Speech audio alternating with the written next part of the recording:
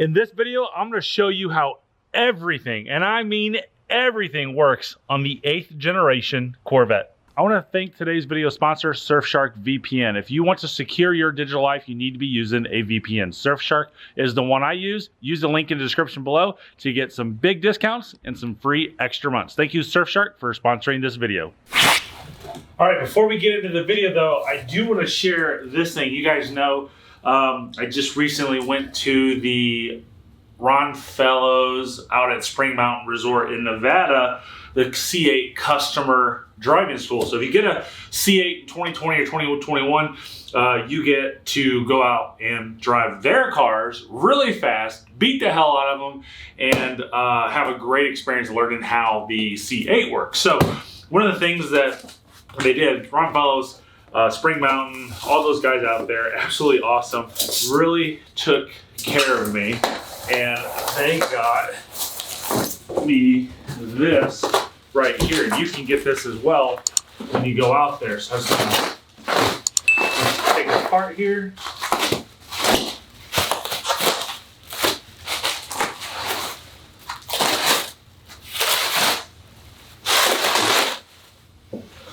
It's a piece of wood. There we go. Wait till you guys see this thing. This thing is epic. Boom! Look at that. That is a huge picture. Actually, me right there. This is me driving the C8 out there on the racetrack. This is something that you can get the people who take these pictures. I'm going to link them in the description below. His Instagram. You can see all sorts of people's pictures out there and whatnot. But wow, this is absolutely awesome. Thanks, Ron Fellows. Thanks, Spring Mountain. Appreciate you guys. I look forward to working with you down the road. Now on with the vlog.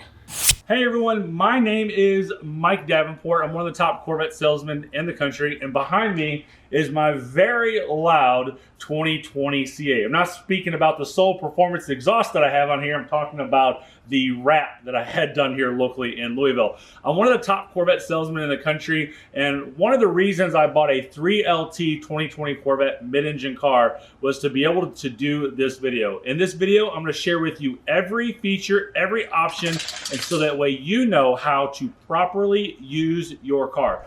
This video is very, very long, but down in the description below is not only our sponsor, so please thank our sponsor to this video, but also segments and chapters to this entire video. So if you're looking for something, this video has got exactly how it works. All right, we're gonna start with the key fobs. You get 2 key fobs with every car, a black one and a silver one.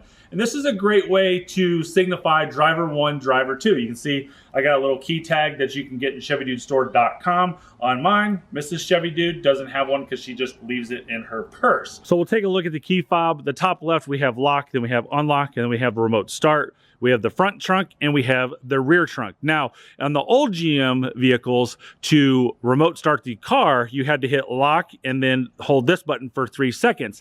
That's not the case anymore. Now you can just simply hit this button 2 times and it starts up. And by the way, this is Soul Performance Sport Cats on this car. This is definitely a feature you need to upgrade on your car for sure, because it makes it sound like that. The car will run for 10 minutes. You can do this interval 2 separate times.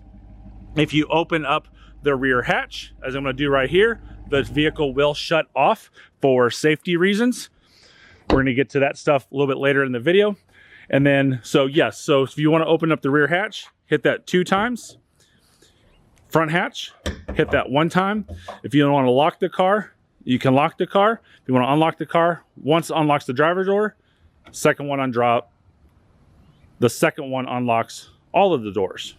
Also in every key fob is a hidden key. I think anybody who's owned a Corvette in the past knows this, but it's very difficult to find. So when you look at the key fob, you have this little button right here. You push that in, and out comes a key. Now there's 2 places this key works. So you would use this in the event of a power loss. Say you've parked your car over the winter, the battery's dead, whatever the case may be, everything is electronic. So the very first one, and this is the one you're really gonna use 99.9% of the time, you're gonna take this, and way up there, it's very, very difficult to see, there is a key cylinder. So you put that up there and you just turn it and it'll pop this door.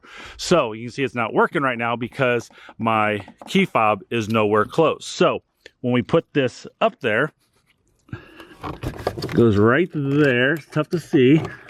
See it right there? Way up there. We flip this, the alarm's gonna go off. Mrs. Chevy Dude is gonna hit the key fob to stop it. And this, now I can open up this car door. So once that's open, the reason you're going to open this door is because you're going to want to access the front trunk. We're going to get that to here in a second. And down here, way back here, there is a little pull ring. This pull ring right here, you pull that 2 times and that opens the front trunk. And that gives you access to up here. Now your battery is located right here. So what you're going to do is you're going to pull this one off. And there's 3 little clips on here. You can see these clips right here. They just pull off. You just want to be really careful. This one comes over here as well.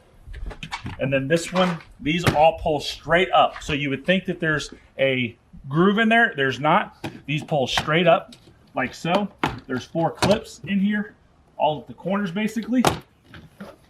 And then you pull out, and right here is your battery to jumpstart the car. It's the only place that the battery's got access to, and that's exactly how you access it. The reason I'm hitting this up front is because some general maintenance items are up here as well. You have your brake fluid, you have your windshield wiper fluid, and then this is your cabin air filter. So it's very, very simple to change your cabin air filter on the 2020 Corvette. It's just right there. The GM part number is right there as well. So this is something that you can do at home and not pay labor to do it.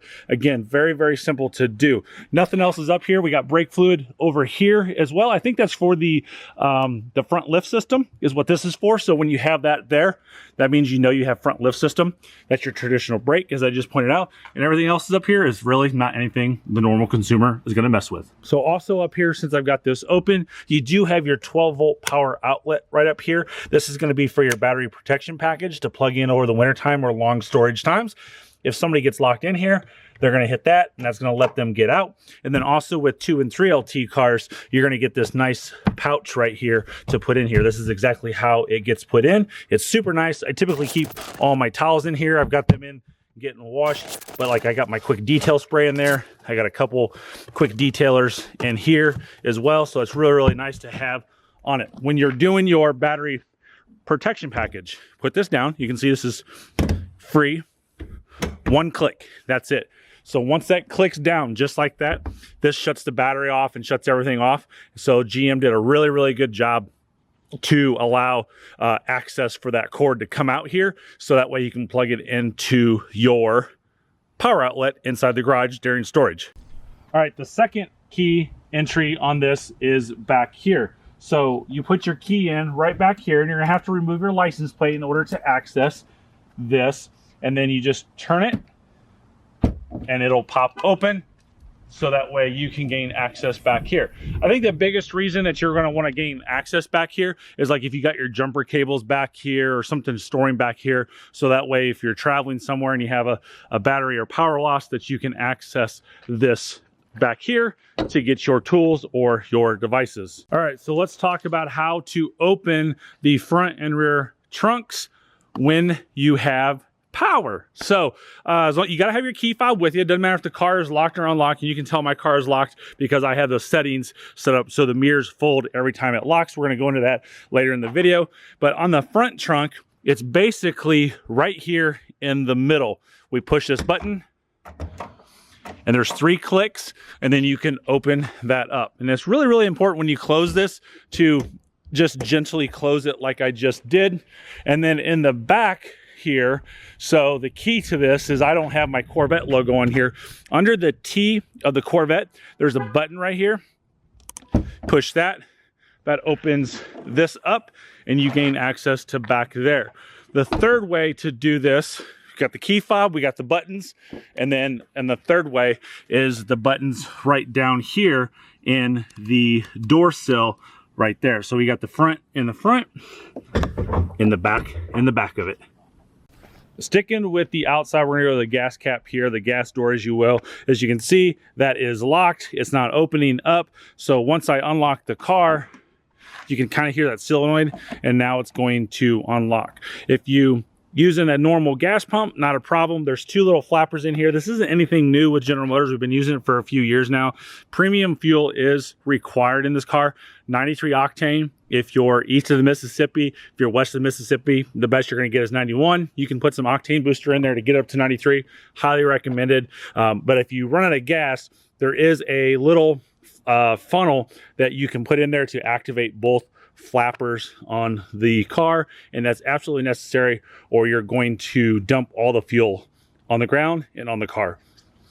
Once you're done fueling, push it back in. Every time the car locks, that locks up and you're good to go. Next thing I'm going to show you is the top taking off storage and replacement, and there's a very, I can't say very enough, important step. When you put this top back on, this can cost you thousands and thousands and thousands of dollars if you don't do it correctly. So we'll hop in here, and it's really simple. It's just like the last 3 versions, the C6, the C7, the C8. We hit this one, we hit this one, and then there's one back here. I like to push up on it a little bit and then push this right there to bring that. And then what I always do is I just pop that a little bit, and you can kind of move that over onto the metal and flip it right there, so that way it gives you a little bit of a gap to put your hand in here and take this off. The factory top weighs about 14 pounds. If you do the carbon fiber top, it's 12 pounds. This is a carbon fiber top. So you just bring this off, and what I forgot to do was open this up. You open that up, and then this top sits in here just like it sits on top of the car. You push this in here, and you push it in until it clicks like that, and this thing ain't going to move. So come over here, and I'm going to show you that when you come to the inside the trunk here, you're going to see that there's some plastic here and here, and that's where the bottom of the top goes. And then the top right here is where that goes. So I'm gonna do this one more time. Put it right in there. So to remove the top, there's gonna be a lot of pressure here. So you have to give it some oomph, okay? So if you're just doing this, you're like, it's stuck, I don't wanna damage the top. You're not gonna damage the top. Just pull on it and it comes right out. We put it right, pull her out just like this. As I bring it up like this, we get it into the 2 holes down there, and again, just like I put it on, when I take it off, that we're gonna leave this gap right here, and then we come in here and we do the exact reverse of the top operation, and I can even do this one-handed. Put this in here, put this in here, and then lock that one up, and you're good to go. Now, it is extremely important. This is what's so important. This top is extremely expensive. Yes, a transparent top is only $9.95 option. Well, if you don't do a $9.95 option and buy it straight from the factory or from the dealer, it's over $2,000. This carbon fiber top on the C7 was close to $7,000. And these tops do not come in one piece. They come in parts. So you have to buy individual parts on it. If you do not latch this at about 30 miles an hour, you're gonna become part of the exclusive club, and that would be the Flying Roof Club. And it's not a fun club to be in. So make sure as soon as you put the top on the vehicle from the trunk that you immediately lock it down. This is the analogy I give all my customers. I don't care if there's a bomb threat, your house is on fire, your parent is dying in your front yard. Put this on. I want you to the extreme, but you get my point. All right, back here in the back, before we move to the inside of the car, this is your coolant reservoir, this is your oil and your dipstick, and then there's really nothing else in here to do. When you change your oil, I've got videos on that before, I can't do a video on that today, but it's 7.5 quarts of Mobil 1 0W40, and then the way to test to make sure that you're filled correctly is to let the car get up to operating temperature, about 140 degrees, and test out with the dipstick. If you got magnetic ride control, you can tell that you have magnetic ride control with these guys right here. This is the engine appearance package that comes with those lights back there, and I don't believe, still at the time of this filming, there's no way to turn those lights on outside of having this deck lid open. Outside that, I don't think there's much more in here. We do have emergency release right there in the event that somebody is locked in here. We have a power outlet, and then we do have a cargo net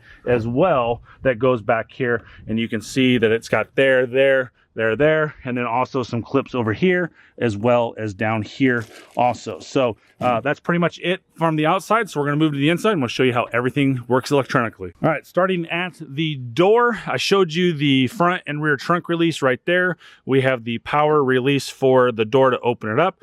We got the lock button, the unlock button. If you have a 2 and 3LT car, you're going to have the memory seats. We're going to show you how to set those here in a second. You have your windows, you have your power folding mirrors. You hit that button, those come in just like that.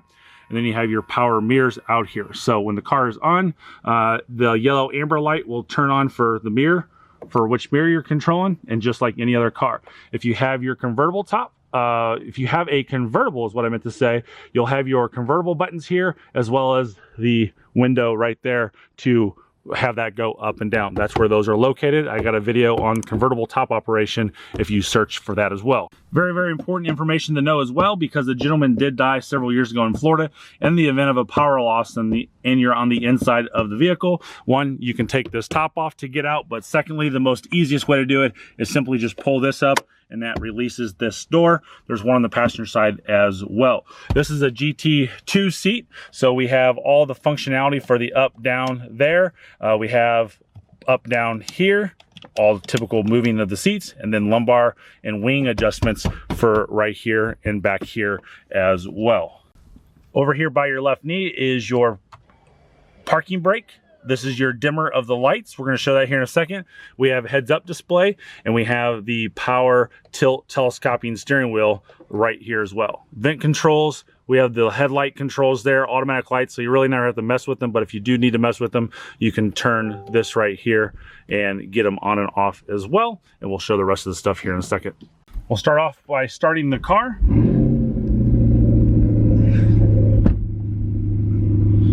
And then we'll go over everything up here. So you have your cruise control here. This turns the cruise on and off, and you can tell by that moving right there under the 0 that the cruise control is on and off. That is on, that is off. When you're driving, you push it down for set, you push it up for resume. This will also do for coast or moving up. And when you set it, it'll tell you on the display up there that your cruise is set for whatever miles per hour that you have. This is a cancel button. So what I like to explain that is if you're coming up to somebody pretty fast and you're in heavy traffic, you can simply just hit this button here and not hit the brakes, and it's going to start slowing you down fairly quickly and easily. Z mode button, we're going to go over that here in a second when we go over the mode selectors. On the right hand side of the steering wheel, we have, if you have a 2LT or 3LT car, heated steering wheel, voice recognition, and then all of your driver information center here, which we're going to go over in a few minutes as well. Over here we have the heads-up display. The very first button is moving the heads-up display up and down. The info button changes the way the heads-up display works, and then you have the light and bright functionality there as well to make that brighter or lighter. Kind of show you what I'm showing here. You can kind of see the heads-up display right there on the windshield, and if we let that focus in a little bit, maybe that's better right there. You can see I want to move that up and down. That's the first button. The second button is the info button. I'm going to hit the info button one time, and you'll see that that comes up with more like a sport mode. So it gives you the lateral G's, which gear you're in, the RPMs, and the 0 mile per hour there on the right. If you hit it one more time, we're going to go to the track mode. So you have your shift points at the top, tells you which gear you're in, and the miles per hour at the bottom. Very basic, but very needed on the shift points.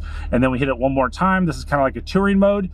We have the 0 miles per hour up top. We have the park at the bottom, and that box with the dashes on the left is your speed that you have on your road that you're traveling on. So that comes with the navigation, 2 and 3LT, and I believe that's on the navigation with the 1LT as well if you do that option. Those are all of your driver modes or your heads-up display modes there. And there's also one other function on the heads-up display. So we're going to use our driver information center. We're going to come over to the third tick, and you can see I've already rotated down to heads-up display. If I click that, you can see my heads-up display was kind of cocked to the left.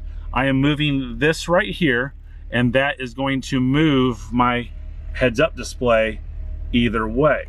Kind of show you what I'm talking about. You can see the heads-up display I'm gonna move it ever so slightly here. And you can see that heads up display moving right and left, kind of tilts and pans. Not moving the camera, simply just moving the heads up display rotation. Once you have that into a function that you like, or an area that you like, you simply click that button and it locks it in.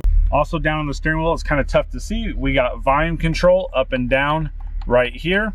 And then over here is your favorite buttons. This is gonna go through your favorites and your seek on the radio and stuff like that. We're gonna show that to you here in a second.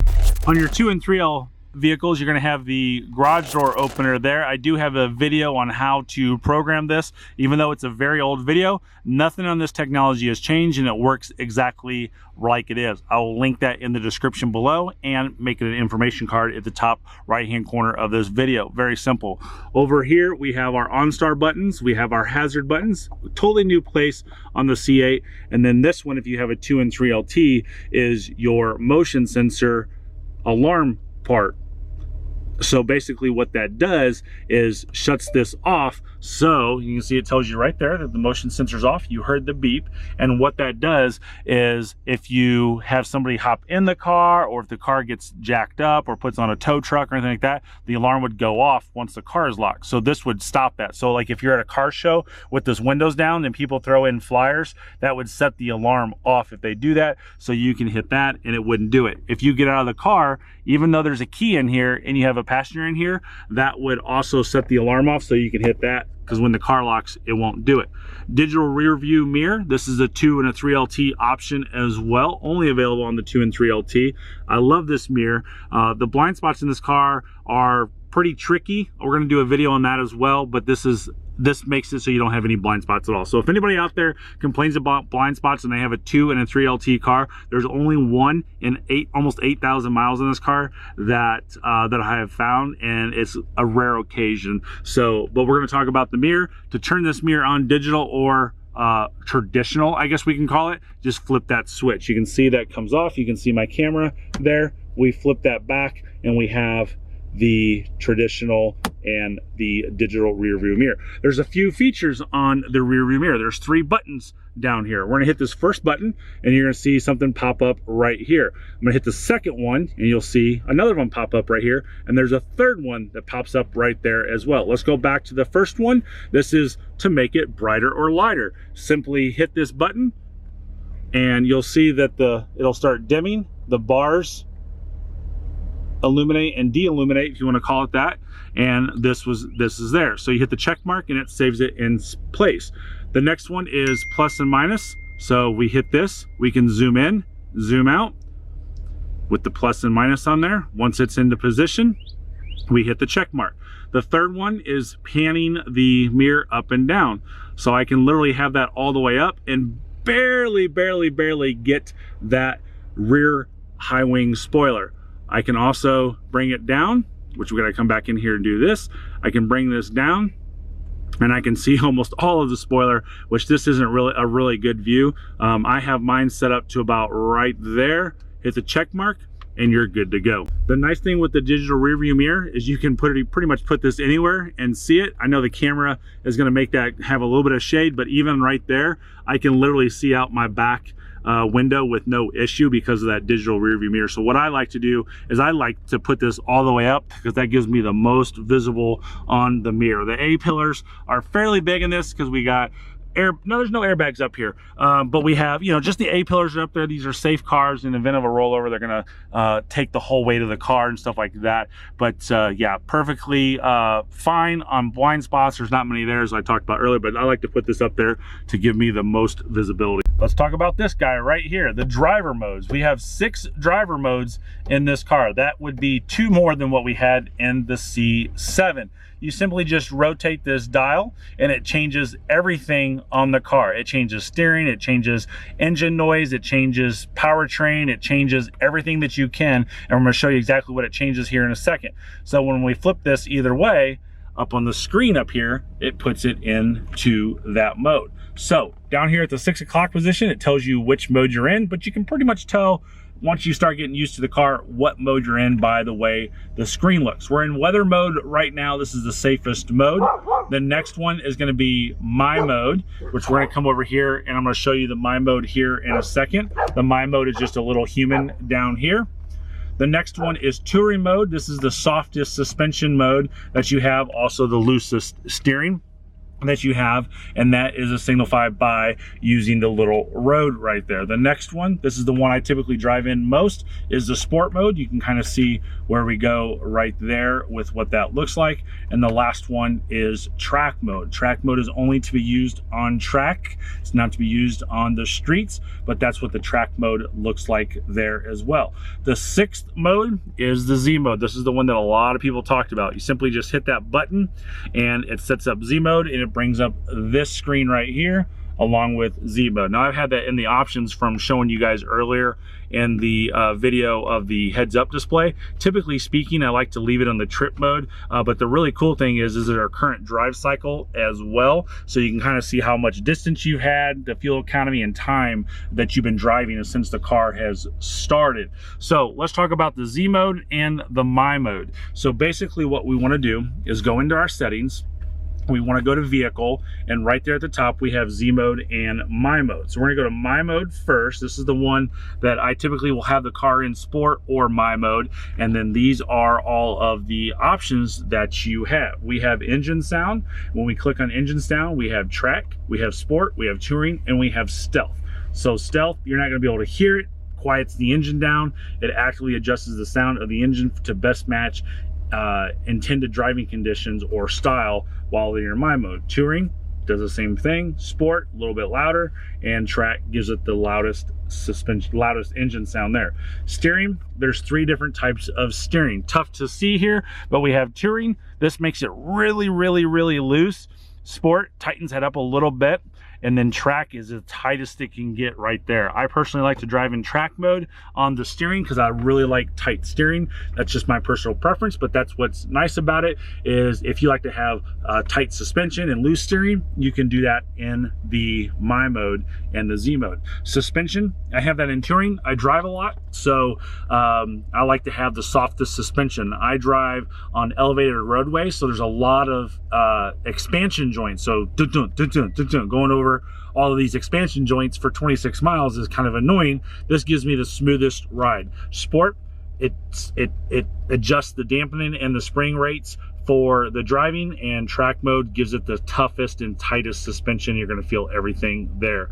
The last one is your brake response. I personally have it on sport mode. It's kind of an in between of the touring and the track, so that way if something happens on the road, that I don't have to have too little of brake pressure and too much pressure with track. You got to remember, this is a brake-by-wire system. If you've never driven a brake-by-wire system, it does not take much brake here. One of the biggest things I learned at the driver school, which I tell you, you've got to go to the driver school. It's $1,000. It's very, very cheap to do, and you learn a lot about this car. That brake response is a big help. So that's the my mode.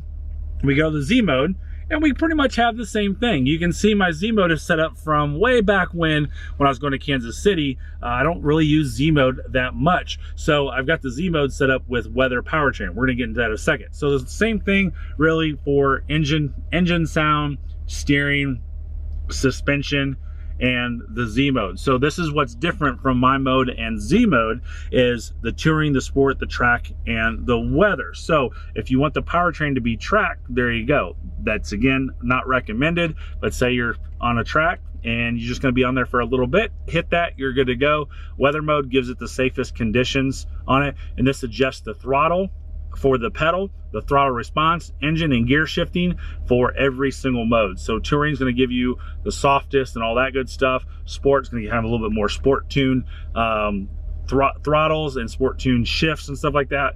And the track is going to do even heavier. So I did it in weather because I was driving through rain that day. So anytime that you want to change any of these modes, you simply just do this right here and rotate it either way, right or left, and you're going to go to your desired mode that you want the car in. So one of the big things is between the C7 and C8 is if I was in this position, the track mode, and I rotated right, it would automatically go weather mode. So kind of show you, rotate right, it does not change. You do have to go all the way back and each time do that to get back to the mode that you want. You can't just go right and left and just keep going around in a circle like you did in the C7. A little different in the C8. I have it in weather mode right now, but say, hey, I want it Z mode, just simply hit that button. The Z illuminates, and we have the Z mode on the dash. So that's all your driving modes in the C8. Pretty traditional on the windshield wipers and headlights. I kind of showed you the headlights earlier. Windshield wipers, pretty traditional GM stuff. Up 1 time for intermediate, 2 times for low, 3rd click would be high, all the way down off. If I push this 1 time down, it does the windshield wipers 1 time. Pull it to get the mist on the window, and that's all you have to do on the right side. On the left side is your high beams, your turn signals, and your headlights. I mentioned this earlier. So say you're going to like a drive-in movie theater and you need these lights off. It's the only way I can ever think about it. Maybe you're in a carpool lane or at somebody's house or something. Simply rotate this down and it's gonna shut your lights off at nighttime. 1 click up does your daytime lights, and then all the way up gives you your full nighttime lights. And this little green icon up here is going to indicate that your lights are on. Now, say you have done this, and as next time you shut your car off and it turns back on, it automatically resets to the auto position. So there's no possible way to get into this car and have your lights off, which is a nice safety feature. Flash high beams, we're gonna turn these on so I can show you. Push it forward, it turns your high beams on. There's your blue light right there. I always like to pull it back and it kicks it off. And I always like to use the analogy, if you're like pissed off or mad at somebody on the interstate, this is your flash to pass. So that's when you're like, get out of my way, or why'd you do that, or whatever the case may be. And then you lay on the horn, and maybe some people use, you know, fingers or say explicit languages. I might do that, not the fingers, but maybe some, you know, cussing inside the car or whatever. But yes, doing that. Turn signals, very, very simple. A half push down is your indicating to lane merge. So you can see that blinks 3 times and shuts itself off. Make it click, and that'll stay on until you turn the wheel, and when you turn it back, it comes off. Same way with to the right.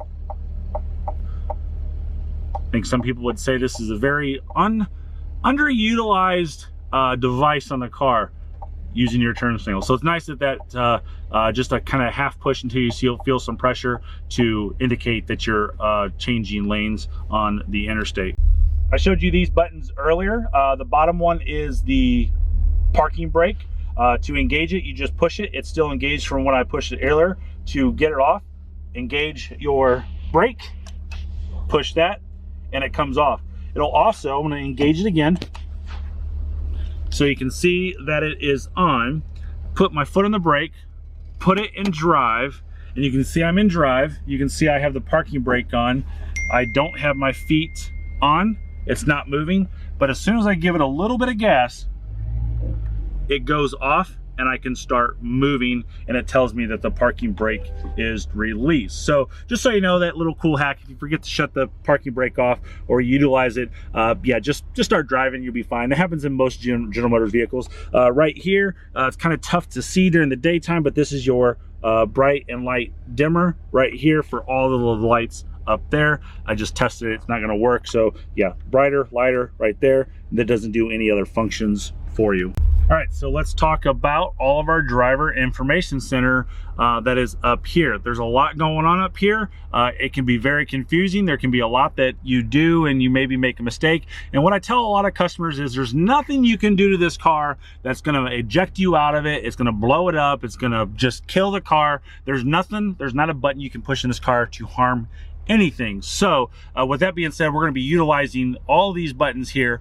This moves it to the right, this moves it to the left. This, when you roll this up, rotates it up and down, rotates it down when you go down, and then pushing it in is kind of like a left mouse click. It sets it and whatnot. So we're going to come right up here, and we are currently on my mode, and we're going to be over here focusing on this. So you can see the little bars right here. There's blank ones there. So if I push right, we get the performance mode. We're gonna stay in the trip computer now. We're gonna move all the way to the top here. So we have trip 1, we have trip 2, we have fuel economy, the last 50 miles, and we have trip timer right now. And then we also have current drive cycle that I showed you earlier. We're gonna go back up to trip 1. I'm gonna push on the right arrow on the steering wheel, and oops, take that back. I'm gonna push the button right here and then push the right arrow. So push that button, it brings up an extra mode. If I hit this button right here, so I said that wrong anyways, C7's in my head. So in the trip meter, I'm gonna push this button and it brings up that right there. If I push this again, it resets it. I don't want to reset mine, so we're not going to do that. Roll down to number 2, same thing. If I push this, you're going to see the reset come up here. I push this again and that resets trip 2.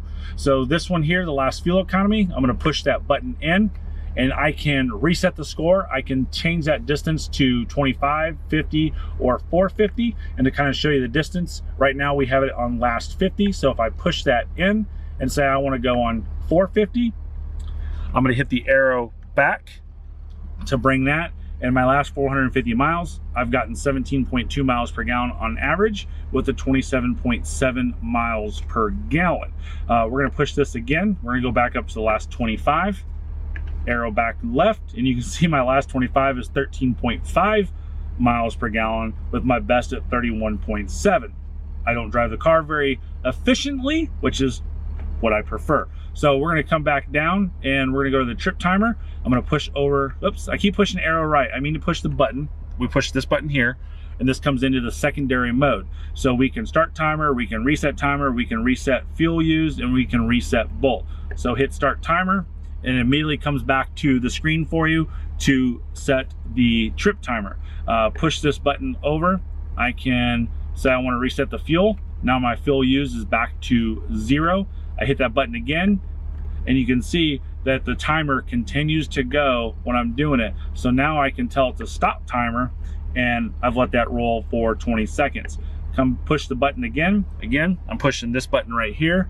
I can come down, say, hey, I want to reset both, and we're back to 0 on both of those. We're going to rotate down one more time on that to come to current drive cycle. You can see I've been in the car for 23 minutes of it running, and it just shows us that we haven't driven any distance and we don't have any fuel economy gauged at all. So we rotate down one more time, it goes right back up to the top. Now we're going to hit this button over to the right and we come to the performance menu. So the performance menu, we have the performance timer. This is what I use to verify that I got 2.70 to 60. We push the button in, it brings up the secondary menu. If I want to come in here, I can rotate this button right here, rotate it up and down, plus for up, minus for down, and I can say, hey, listen, I want to know what my 30 to I'm rolling to 130 is, or I can keep going. I want to see what my 30 to 200 is. I push that in there and we push the back arrow button here, and now once the car gets to 30 miles per hour and we're on the performance menu, you have to be on the performance menu for this to work.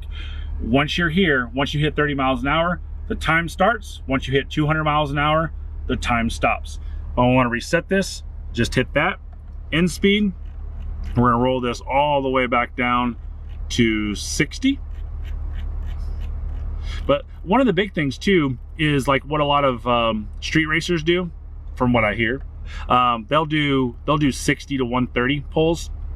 So they'll set this. So if you're doing that street racing scene, you could do 60 to 130 and do a 60 roll and have that set up too. So we're gonna roll down and we're gonna configure PDR start timer. So this would be a lap timer when you're using the performance data recorder. We're gonna get it in there. That just shows you when you're out on a track what your time was without looking anywhere. So this is gonna allow you to see every time you cross that start finish line, what your timer was, and it also gives you your plus or minus indicator. Roll down one more time. This is your G meter kind of like a pendulum, kind of like a one of those door things you hang on the door to make sure there's, I can't remember the name of a plumb bob. That's what it is. It's like a plumb bob. So regardless of where I move, nope, can't move. I'm trying to move the car a little bit, see if it moves it. But that gravity needle is going to go where the gravity of the car is going. We rotate down one more time, we go back up to the performance timer. Now, if we go to sport mode, you can see that it's all the same. It does not change regardless of which one we are in. So we're gonna move over to the right and we're gonna go to audio.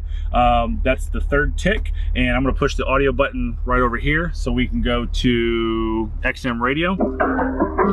And we'll turn that down so we don't get a strike for copyright, but it tells you where I'm at. So if I push, like say I want my iPhone to connect, or another Bluetooth device, or we have something plugged into the USB ports down here, or the aux input, it would pop up here as an available source, and we could go through there as well.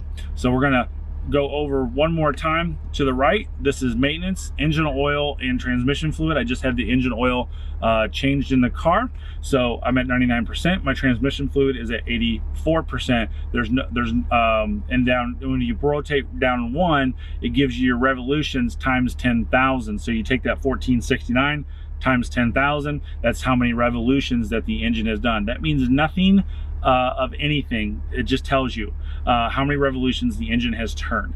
Hours, how many hours I've been driven in this car. It's amazing that I've got 168 hours behind the wheel of this car. And then idle hours, almost 40 hours of idle. Don't know how that's possible, because I don't think I've sat in this car and just let it idle, but I guess I have from time to time when it was raining at the drag strip and stuff like that. So from time to time. So we're gonna move over one more for options. We're gonna rotate all the way to the top here so that we can get in here. So the display design, that's the top one that's highlighted. This is really, really interesting. So we can link this to the driver mode. We can rotate down to touring. We can sport, track, weather. So say you like the sport mode. So now I'm in sport mode right here. I'm gonna switch it to track mode, but this is gonna lock. This is the same way it was in the C7. So now that display does not change one bit. I have it made so it's in the link to driver mode, so that way I know visually which mode I'm in. Typically, again, I'm in sport mode or I'm in my mode, so it's going to be always in these. I'm not a big touring fan because the exhaust is quiet at that point. I'm not a big fan of the way that looks. So when we go to my mode, as you can see here, it goes back to that sport mode, and then it also gives you the lines in here for shift. Gives you the shift points as well when you start revving it up. It doesn't do it when I thought it did it when it was sitting here, but you have to be in gear. Move down one to the info tile selection. That's these over here. So we can deselect all the tiles. And now we've taken both of those off and say that I want battery voltage there. Nope, don't want that there. I want the limited slip, I can't talk. Limited slip differential percentage that I'm losing there. I want instant fuel economy there. I want lateral G-forces there. Oil pressure, oil temp, tire status, transmission fluid, and I can come right back to the top. So I don't remember where I had it. It doesn't really matter. I don't pay much attention to it. Probably something like that if I was remembering right. You guys can tell me in the comment section if I had it exactly right. But that's what that does there as well. So if you want your instant fuel economy, you can change this right here. You push it and you can say, hey, I'm only going to change the top one. So, oh, let me go back there. I want to show you this one more time. So tile select, right? So I'm on tire status right now. So if I click tire status, I'm going to change the bottom one. So whatever the bottom one is on, or whatever you're on, it's going to change that. So if I want transmission fluid, I'm on transmission fluid. So now I'm on something other than transmission fluid. It knows that I want to change the top one, okay? So again, I'm gonna put lateral G-forces there. And since I have transmission fluid down here at the bottom, I'm gonna come to transmission fluid on the right, click that, and then I'm clicking this right here. I'm gonna click that and come back to, what did I have it there? Did I say tire status? Yeah, we'll go to tire status. So now I have that there. So again, you can see when I rotate up and down, it automatically goes to my lateral G-forces in my tire status. And as soon as I click on that, it allows me to now start selecting all of those and changing that as it goes as well. So we're gonna hit the back button here So we go back into our options, speed warning. I don't know why anybody would ever have this. It enables it and disables it. So if I push this button right here, it's going to enable it. So every time I get to 56 miles per hour, it'll chime. And I believe something comes up here and says speed warning or overspeed or something like that. If I click it, I can rotate this. It's all doing this. Click it, rotate this up and down. And then I push this to confirm. We're going to come back up here and disable that. We're going to click back and then down to units. So if you go into Mexico, or which I go to Mexico a lot, if we go to Canada, we can change this down to metric, and now we have kilometers per hour, we have kilometers to empty, and then when everything is going to be like in Celsius, and you can see now that I have 11,750 kilometers on this car, and my tire temps are Celsius, and so is my outside temperature on the radio, 27 degrees out. Click that back into US, click the button right there, and that saves your setting. Tire pressure, so we come in here, this is just a relearn status for if you got new tires on it. I showed you the heads up display rotation earlier, and then this is the remote key learn. So if you get a third key, you can come in here and it'll learn your third remote. I think you can put a total of 6 keys on this car if I remember right, can't remember, but usually 2 or 3 is going to be the max that most people do. Software licenses, just disclosures and lawyer stuff. What's interesting on the software licenses though, so if you notice this, I just go into French. Hold on, what did I do? Yeah, I don't know why it's in French now. I don't remember changing the languages. Open source license, there we go. 2011 there, 2012 there. So this stuff is 14 is the newest one. So before the C7 was out, the software licenses was developed. It's pretty interesting when I saw that. Reset the default. So this just resets everything back to factory settings. And then the last one, we're going to click over one time on the arrows, and this simplifies. So if I push this in, now it simplifies everything. It takes everything off over here and just says, hey, listen, if you want that to be there, you know, just click the button again, but then it disappears and you only have this. It's kind of a cool thing to do. I don't use it. I put it on Instagram and everybody was like, no, you want it that way. So if I want that back, just simply hit the button and it all comes back. So that is everything on the driver information center that you're gonna use with these buttons right here. We're gonna go over the transmission here. So the transmission, always put your foot on the brake and put it in reverse. Very simple. Drive, manual. So you can never come from park to manual mode. You always have to go to drive first and then to manual. If you go to drive, you can go back to drive. You can go to neutral, and then you can go to reverse, and then you can park as well. But yes, so if you're in park, you can go to neutral. But you can go to neutral, holding it in like that. So you hold that in for 2 or 3 seconds, that allows you to go to neutral. But outside that, you have to go to drive and then manual, or reverse or drive. Over here is your traction control button. So one thing I didn't show you on the driver select mode is when you're in track mode, you push this one time like so. It tells you your traction control's off. You wait a second, you push it a second time, and then everything comes off. And then I can have different traction modes. This is just for magnetic ride control.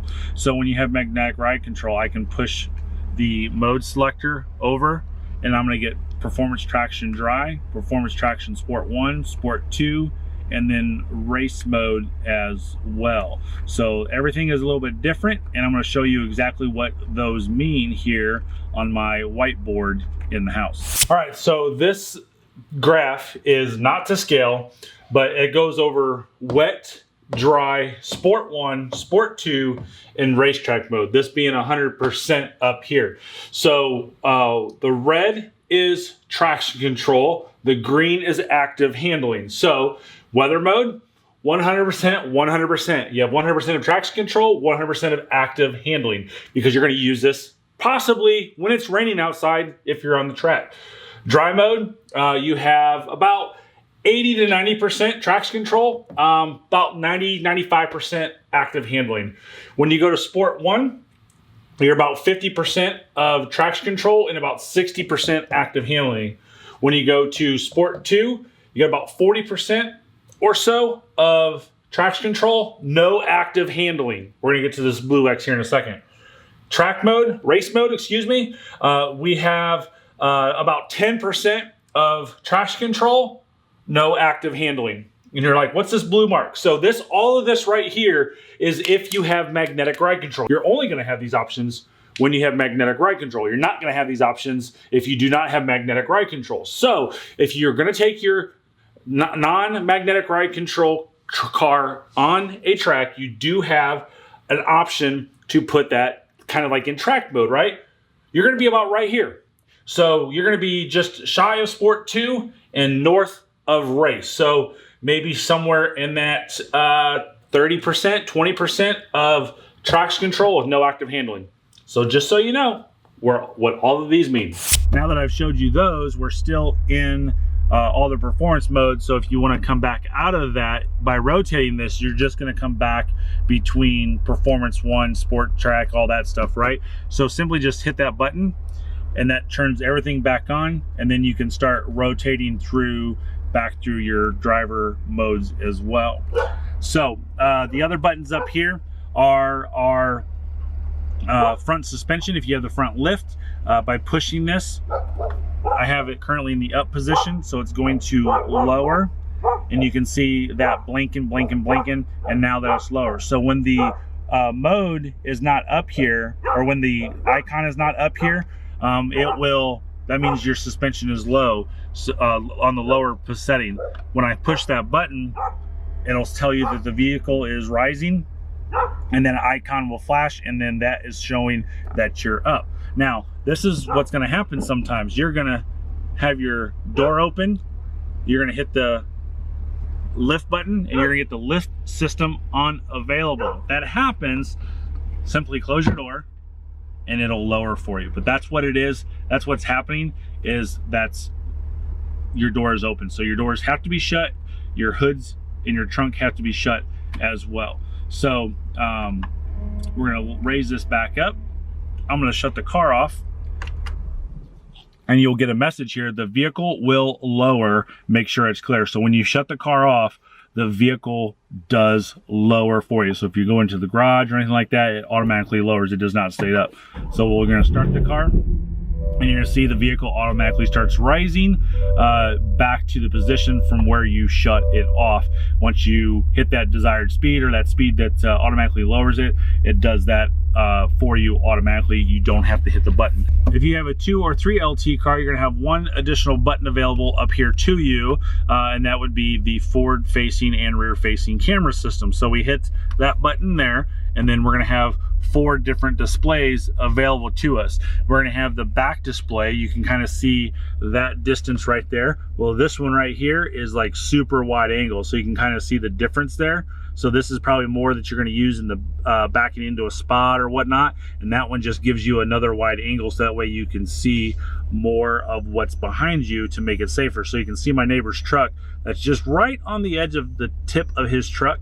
I hit this one here, and I can see almost his whole house. That section is approximately 15 feet. So it allows you to see 15 feet approximately more of what it is. To kind of show you, I'll just show you. So it's going right in the front of those trash cans there. So that's how much difference it is setting with that camera angle. Pretty impressive if you ask me. The third setting that's available to you would be this one here. This is the straight down version of the car, so you can see the front nose of the car.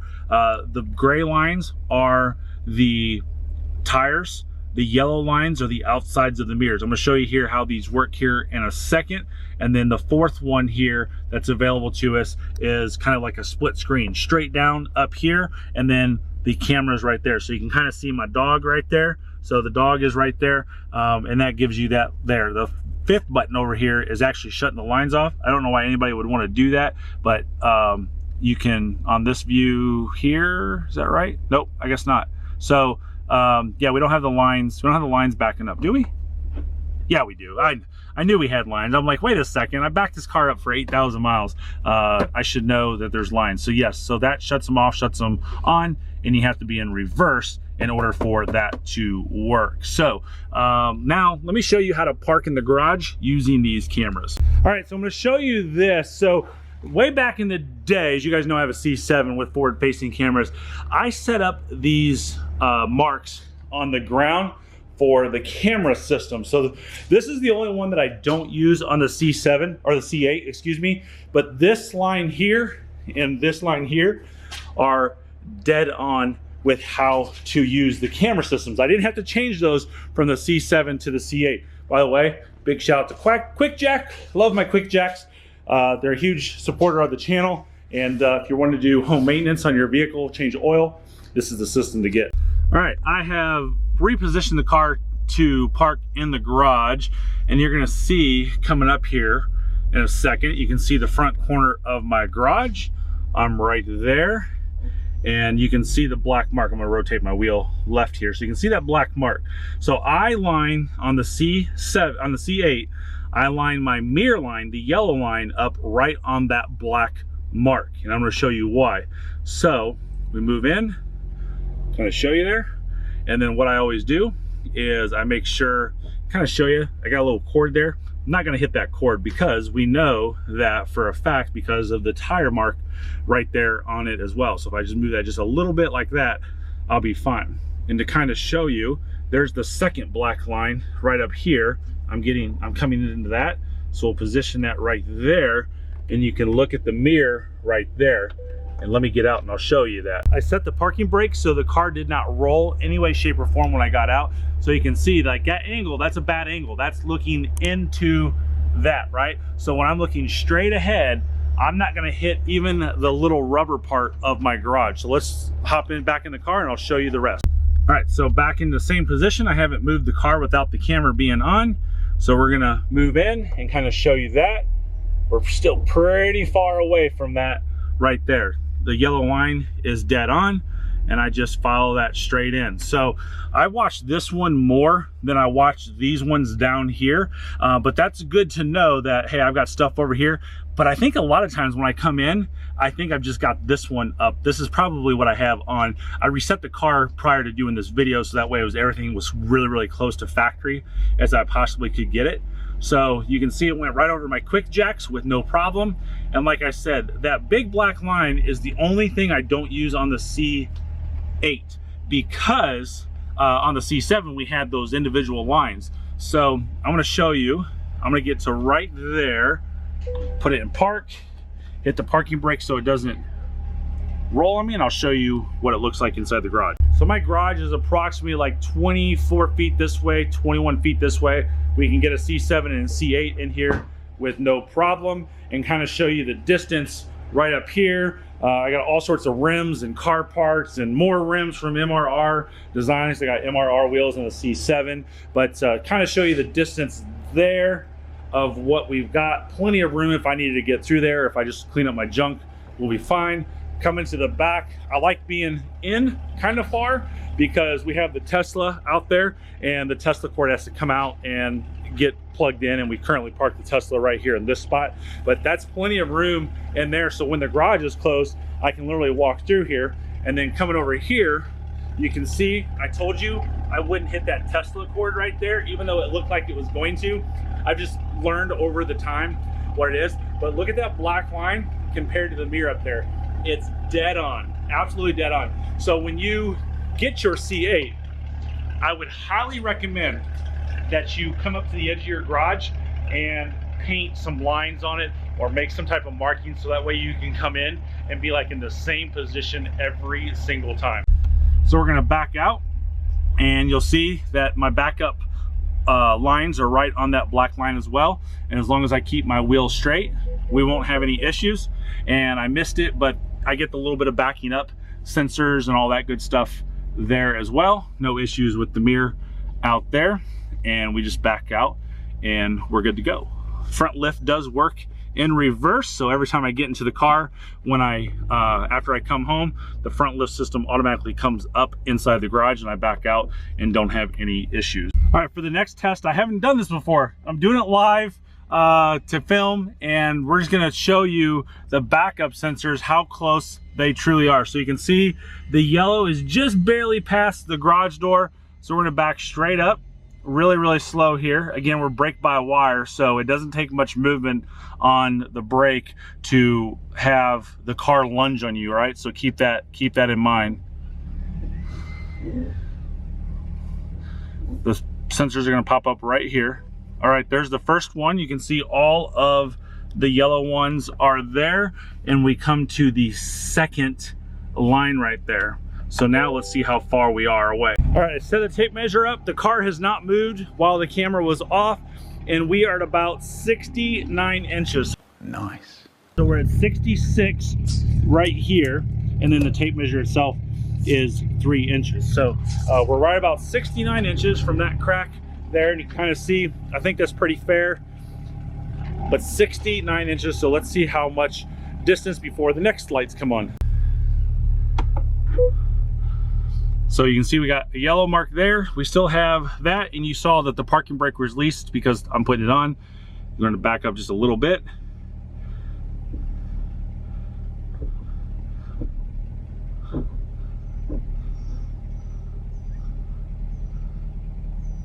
See, these are gonna jump on you.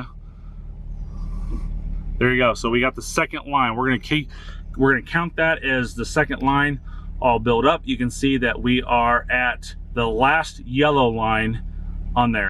So the same thing, parking brake was set, it was put in park, and we're sitting right about 29 inches right there.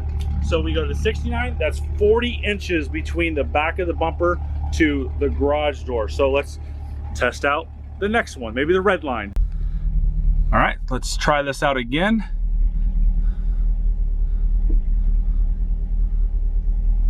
All right, we got the orange line, and we're not completely to the red. We're gonna go back a little further. We're to the red right there.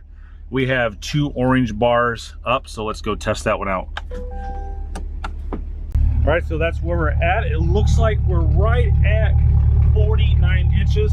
So that's 20 inches between the back of the bumper and their garage door. So remember, the sensors are here and here. I don't know how they're calibrated. That's why I'm doing this test.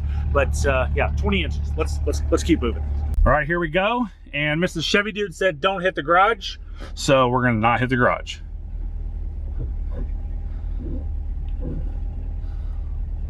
We got 1 red line. We're gonna keep going.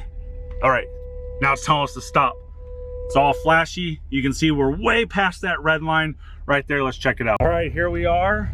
And it looks like we are right about 9 inches. So that's where the red line, now again, this is to a garage door. We have different things, different sizes, different areas on sides of the car. You gotta be careful. I wouldn't obviously go past that red line in there, but yeah, so we got about 9 inches all the way to that last red line where it just starts beeping straight on.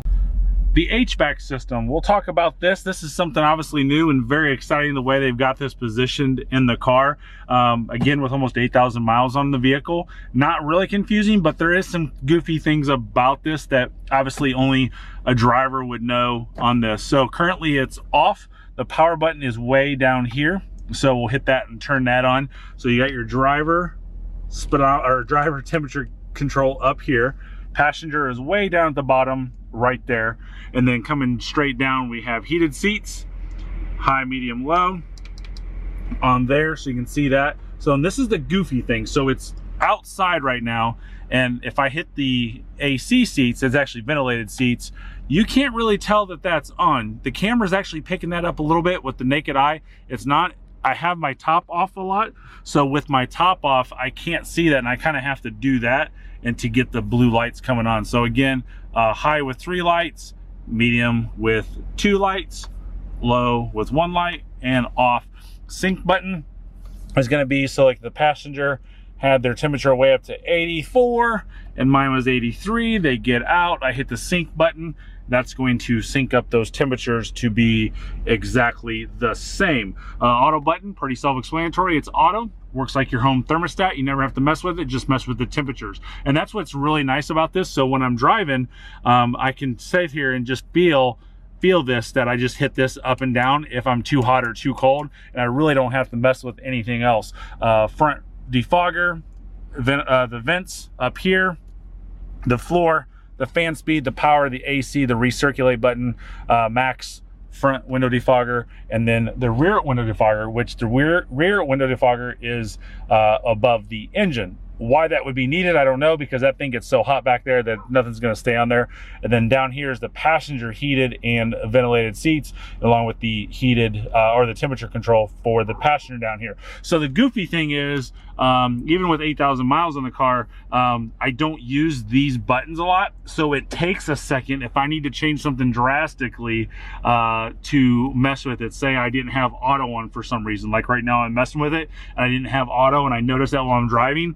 It does take me a second. I'm like, where's auto at? So it just takes your eyes off the road up there to come down here. So that's the only goofy thing that I've seen, is just not knowing where the buttons are. But the main buttons, heated seats, ventilated seats, and the temperature controls are really, really simple. Down here, to mess with these is really difficult while driving as well, because again, you're kind of up here and you have to look way down there to get it. I'm 6'3", so I'm all the way to the back, and that makes it a little difficult, but again, nothing too absolutely crazy. Cup holders, huge improvement, huge improvement over the C7.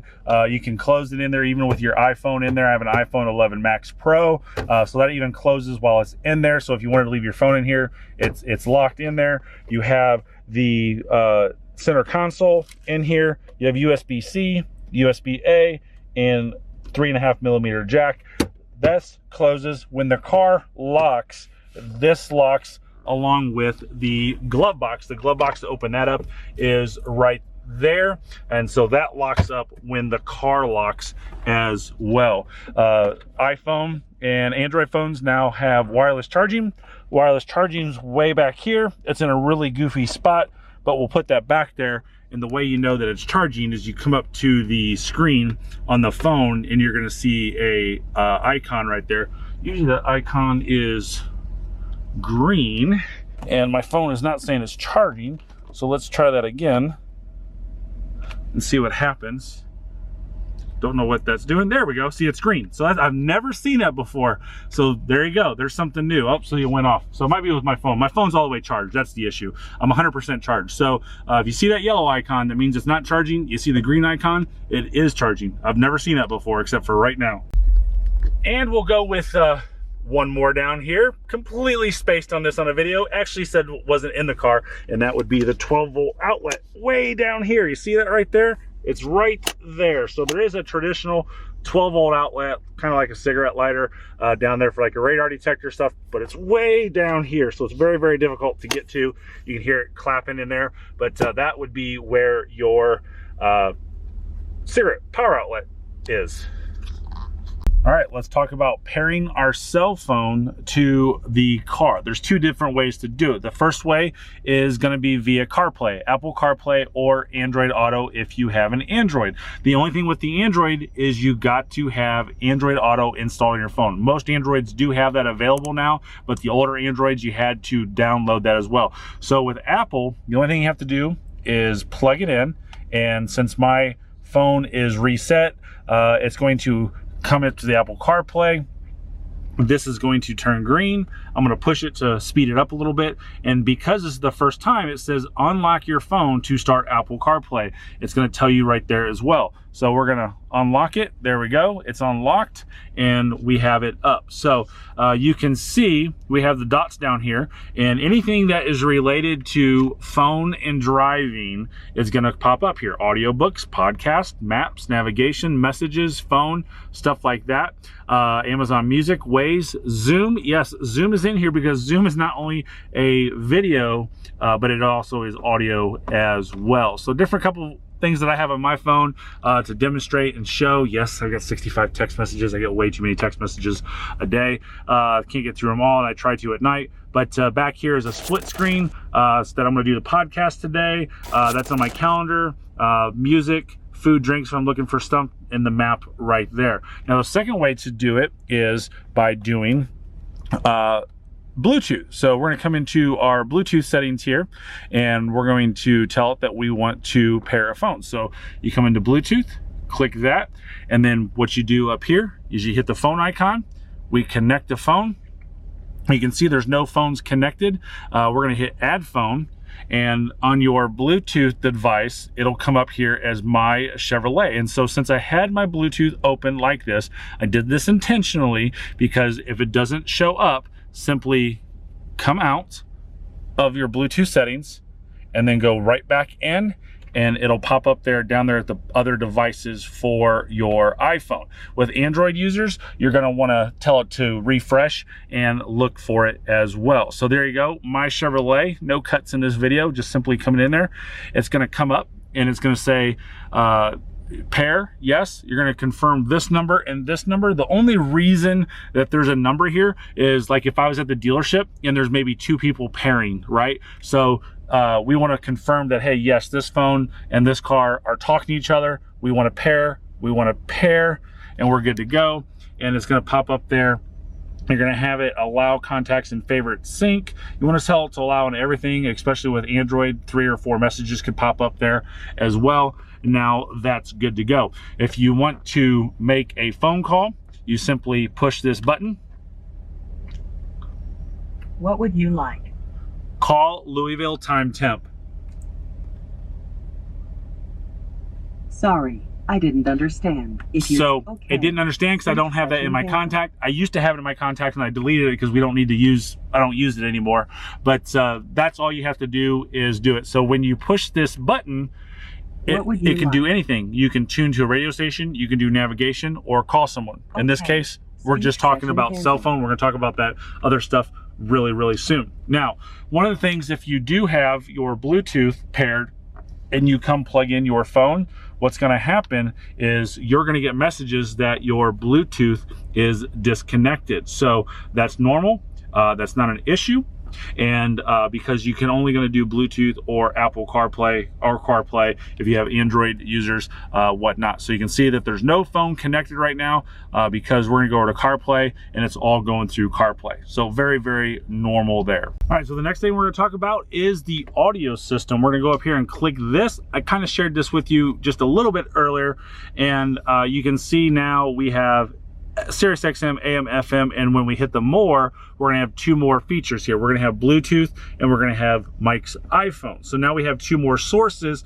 If we had another something plugged in or an aux, we would have those 2 sources coming in here as well. Other Bluetooth devices would pop up there also. So if we want to play something on our Bluetooth, we simply could go to Bluetooth. If we wanted something to go onto Mike's iPhone, we could go onto Mike's iPhone. We can hit play. I don't even know if I have any music on my iPhone because I stream all the time. But let me show you here. So we got some presets up here, and I just touched that by accident. So you can roll this way or roll this way. Let's go to an FM station. So I got 87.7. We're gonna hold that, and that is how you save a favorite. And you can make these say anything or do anything. Hold and save. So now, say this 530's got a certain name. We're gonna go into settings, and you're gonna go to apps, and we're gonna go to exactly what we want to mess with. We want to mess with the audio. There's all sorts of settings in here. We're gonna go to manage favorites. So we don't see that AM station. We're gonna come in here. There it is, 530. We can move this if we wish. We can say, hey, we want to move this up 1, like so. There we go. Or we can edit this. So we want to say Mike's Fave AM, right?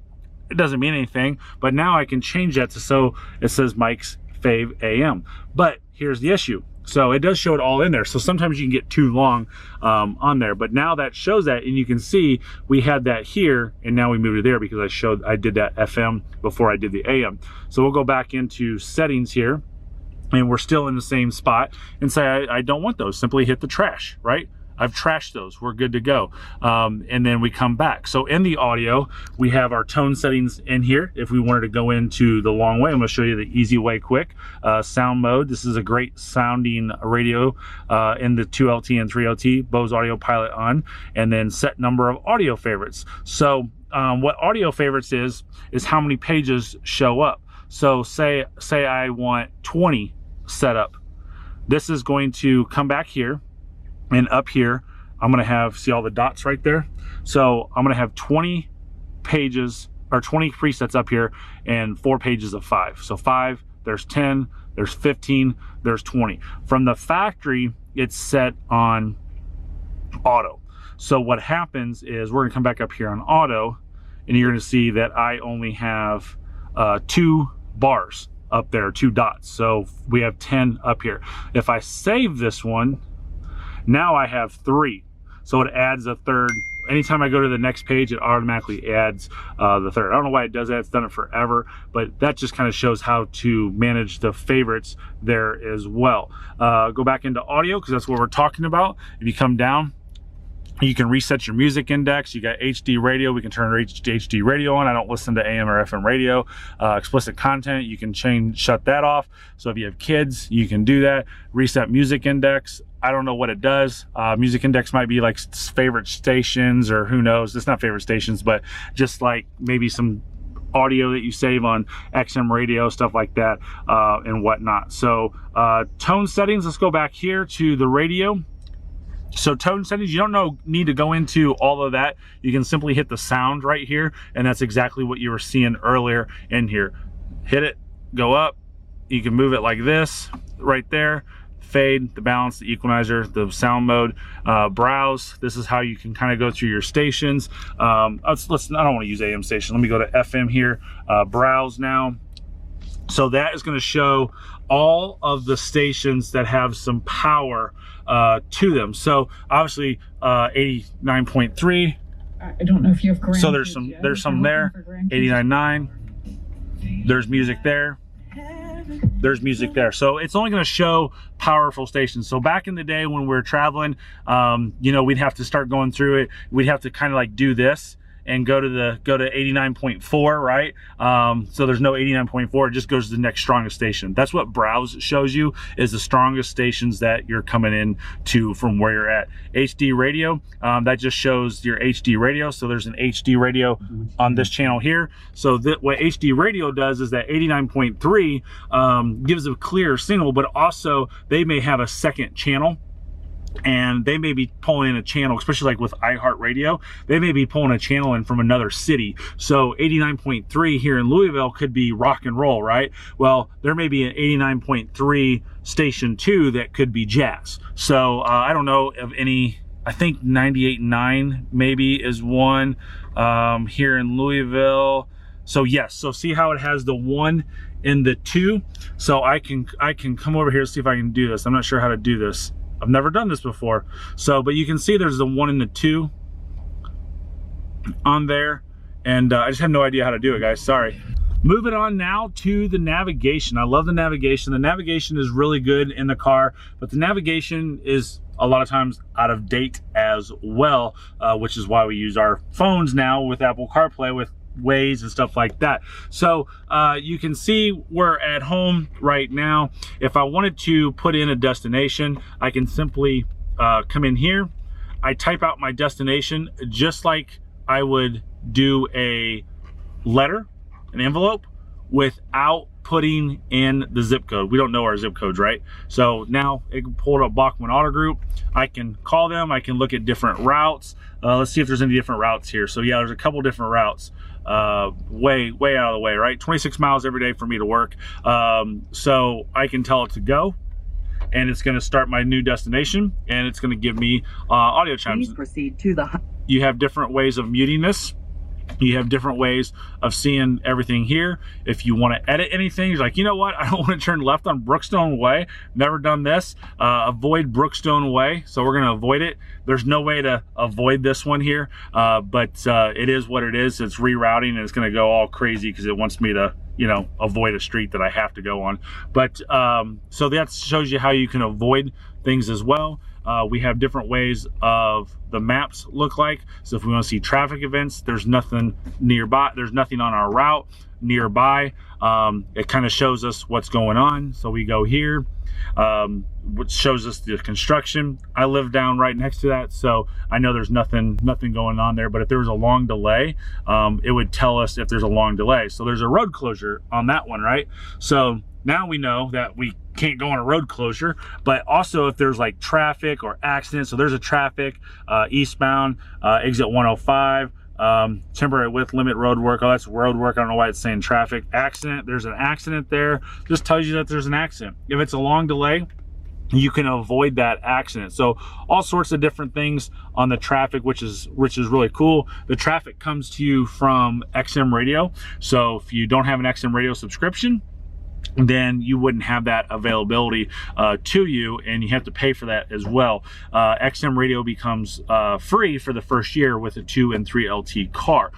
Different the way the maps look. I think 3D heading up is the route to go. I don't know why anybody would want to do anything else, because you can kind of see up there that cancel button. I hit cancel to go in there, show on map. If I want to show all the fuel stops, now I can come down here. I know there's a fuel stop down here, and I know there's a fuel, there we go. So there it popped up. So there's a Shell station. If I wanted directions to that, I could find that, and you could actually type in Shell up here, and it would find all the Shells around the area. So there's all of the Shells, and if like, hey, there's the gas prices, again, updates by having XM radio and whatnot, then you're good to go there as well. Some more things that are in here is just different settings. You can set up my places. So say you want to set up home and work, you can do that. We have the map preferences. It's kind of a little redundant, but you know, map colors, auto, day and night. So landmarks 3D, which is really cool. 3D buildings, show terrain in 3D. I haven't even messed with this stuff. So we have that. Go back in there, edit destinations. If I had a destination, I can go in there and do it. Avoid on route, I just showed you that. Show on map is all sorts of things in there as well. So I showed you the voice recognition earlier, and the voice recognition is good. It's not great. So if you're wanting to do this, you just have to be patient. Let me show you. What would you like? Navigation. Before we go on, please say address, place of interest, intersection, or contact. Address. Please say the address. 9650 Bluegrass Parkway, Louisville, Kentucky. One moment, please. So, Okay. so there you go. Searching for It's going to search for it. 9,650 We're good to go. Bluegrass Parkway, I Louisville, believe she Kentucky. asked if I want to go there. The route is on the display. Want to begin route guidance? Yes. Okay. So there you go. So I've done that completely proceed to the without highlighted touching the radio. So we're going to cancel that route. I'm going to show you one other thing. So to speed this up, what just does really, really good in this car, you can do this. What would you like? Navigation. Before we go on, please say See how that pops address, up there? Place of interest. I'm going to click that, Please say the address. and that shuts her up and allows you to do everything without having to wait for that period of time, just by pushing that button there. You can also do that for the audio. I kind of forgot to mention that during the audio. You could do this. What would you like? Tune 99.5 FM. Okay. Tuning to 99. So there you go. You can also play artists. So on your phone, that's going to be from your phone. If I had music on my phone, let's see if I do.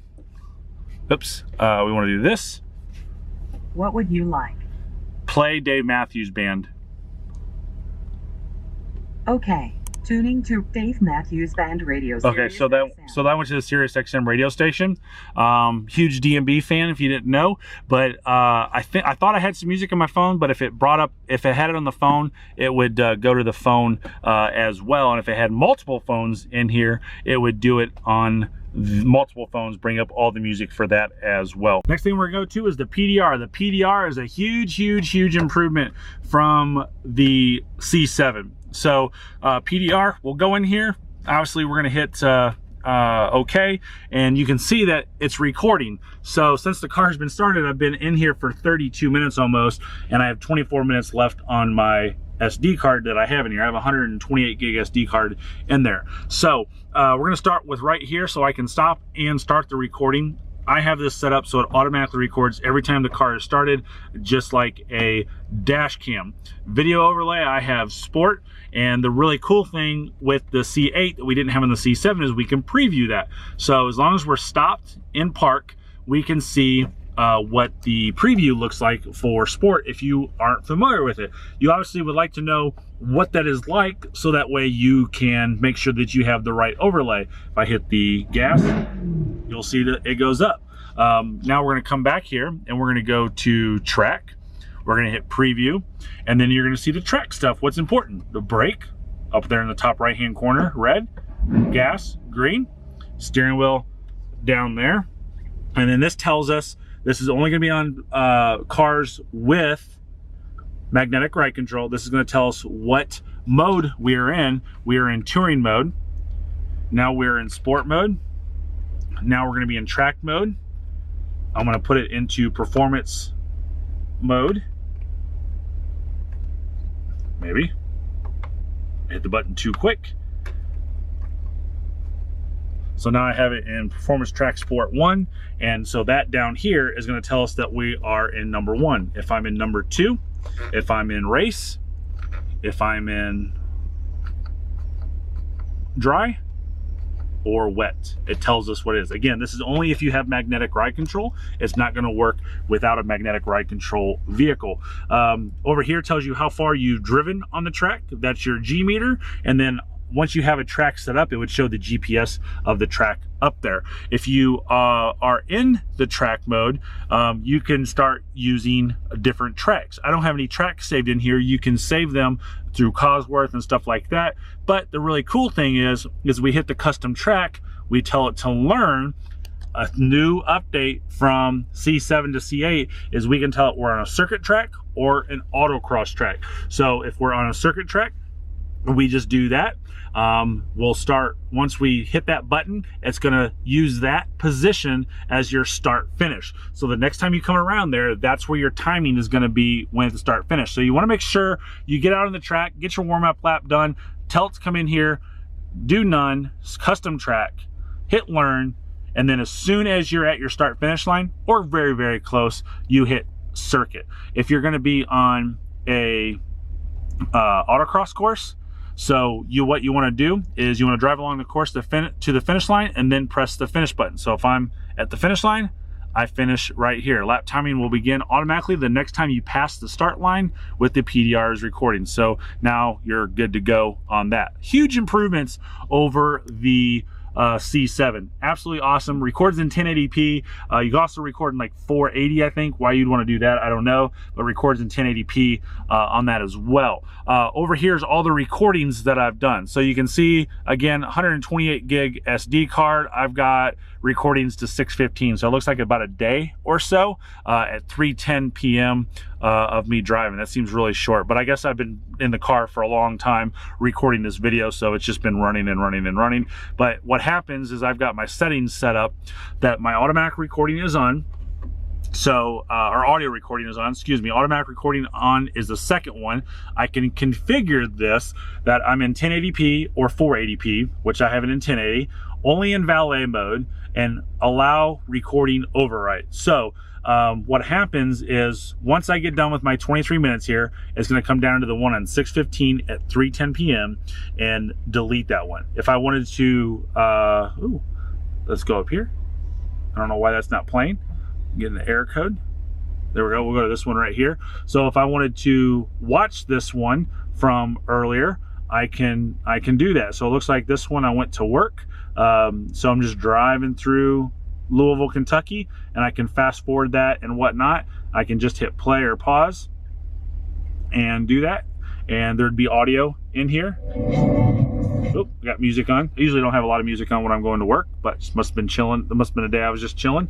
So we're good there. And so back to the settings, audio recording, automatic recording, and valet mode only. And really valet mode is not really that useful anymore because this locks and this locks when the car locks, but valet mode is going to be used when you, I guess I take that back. So valet mode is useful because valet mode is going to lock that and this and also record and not let them stop recording. So yeah, I said that wrong.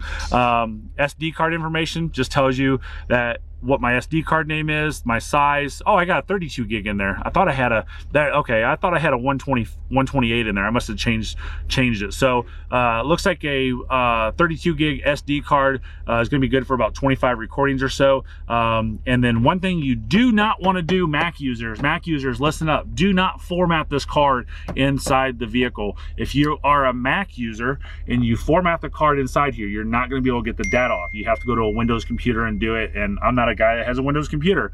Learn this the hard way. There is an app to do it, but it took me a long time and it's very frustrating to say the least. So do not format your card in here. It's very, very important that you use your card straight from the factory. Put it in the glove box, which that goes over here. And to kind of show you the gold, just kind of see the gold goes towards you. The label goes towards the passenger side. It goes in there just like the C7 does, except for now it's vertical instead of horizontal. Or did I say that right? Horizontal instead of vertical. It's a little bit opposite from the C7. So software information just tells you everything. Don't know what any of it means, and you can just scroll up and scroll down in here. But that's pretty much it on that. We have none in here as well, and we also have timing. I forgot to show you those two as well. So timing just shows you the 0 to 60, 0 to 100 quarter mile, 0 to 100 to 0, and it just shows you the gas pedal and the RPMs and the racetrack timing thing there as well. And then so like I like to probably have it on none or sport, and then if I want to start recording, I can do that right there as well and just start recording or stop recording. But I do have automatic recording on, and when you start the car, what happens is, actually let me hit record again. Start recording. So when I'm on this screen right here, this note comes up that PDR is recording audio and video, and then what happens is this little red dot right here shows that it's recording. So that's how you know when you get in a car if it's recording, if you happen to miss that message. We're only going to touch on this briefly. You do have Wi-Fi hotspot with coming to the vehicle. I've never used it, but you can turn it on and turn it off right there. You do get 30 days and I think 1 gigabyte of trial when you get a new car, and then it's like 25 bucks a month. It's through AT&T. It's unlimited data. You can change your Wi-Fi name. So if I wanted this to be, say, Chevy Dude on YouTube, I can change that just like that. So now everywhere I go, oops, I screwed that. Oh, there it goes. Everywhere I go, my Wi-Fi is going to be broadcasting when the car's on, and people looking for Wi-Fi is going to see Chevy Dude on YouTube. Marketing. That's all I do, right? There's my Wi-Fi password. I don't have internet on here. One thing that I tell everybody to do is just to use if you do pay for Wi-Fi, use your cell phone number. So that's really easy for people to know. It's like, hey, what's the Wi-Fi password? Oh, just use my cell phone number. What's your cell phone number? 502 blah blah blah blah blah blah blah blah, right? So that's really, really simple to do. And down here it tells you how many devices are connected. So this screen can all be set up in different ways. It's all customizable. So you'll see here that if I want to, I just hold this in and say I want my phone to be over here and my camera to be over here, that I can do that. And I just messed that all up. So we'll move that back here, move that back here. I have the navigation up there. Wi-Fi hotspot was right here. PDR was over here, settings were over here, and what I put over here, Apple CarPlay, that's what I had. So I want to put Apple CarPlay right there. So you can see I can move that all over, just like phones now today. So every screen could look different. Climate control, you do have the climate control in here. I didn't go over it earlier because it's just, you know, you're not really going to use it, but it is something a little bit easier to use right there. We're going to shut that off so we don't get any feedback from the vents. And then just different apps apps in here that you can do. You can do like Wall Street Journal, you can do other things and whatnot. Buy Chevrolet, Marketplace, OnStar services. So if you needed to talk to advisor or Wi-Fi hotspot, directions, your account information there as well. I do pay for OnStar on my car, but just because if it gets stolen, I can track it, it can be shut down, all that good stuff as well. Let's talk about users. The car can set up users, so that way when they get in with key fob 1, key fob 2, everything goes to the way they want it. That is HVAC, the seat, the radio stations, everything goes to that. So users, now this is how you do it. So you can create a profile or you can sign in. When you sign in, you're gonna wanna sign in with your OnStar user account. So once you sign in with your OnStar user account, you just do the email address, you put in your OnStar password, and then you can go in there and set up your users. You got 5 available profiles and you can do that all here. So when you put in your email address, it's going to tell you that it's looking up account. You put in your password. If I put my password in right, it's going to tell me signing in. There you go. So it's popping up there. You just hit, I want to hit view your settings. So we're going to come in here and it has your name. So you can change your name and you can see it went to static because it doesn't have anything in here. So we're going to change my name to Mike, tell it to save. You can change your profile picture. We'll do some little waves in here. You can do profile identifiers. So it tells you right here that key fob 1 started this car. So vehicle key 1. So I'm gonna hit save. So that way, every time I get in here with key fob 1, it's going to know that it's me and set it up. And then just tells you your account and stuff like that. So that's pretty much it with the users. If I wanted to put a PIN code in here, I could put a PIN code in here as well, but I'm not gonna do that. So you can now see why car salesmen typically don't go over the cars with you, because every single car is this in-depth and detailed. Everything I'm showing you here is really similar to most of General Motors vehicles. And I think I said it earlier, maybe I didn't, but as of June 15th, there should be an update on your car if you have the navigation from the factory that you can start using Apple CarPlay, Android Auto wirelessly. It's something new. It's a new update. You need to connect to your Wi-Fi or have a Wi-Fi enabled car from Verizon. It's actually from AT&T and through OnStar. Have Wi-Fi in your car and you get that update. But if you don't have Wi-Fi set up from in your car that you can broadcast a Wi-Fi signal, just connect your Wi-Fi at home and do it. It's very, very simple to do so.